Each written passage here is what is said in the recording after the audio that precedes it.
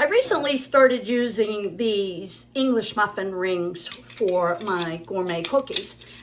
And I'm telling you, this was the best thing I have bought.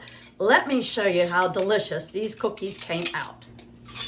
First, I put them in these rings and I pressed them down a little bit and I add some extra toppings on the top. Now let me show you what they look like when they come out of the oven.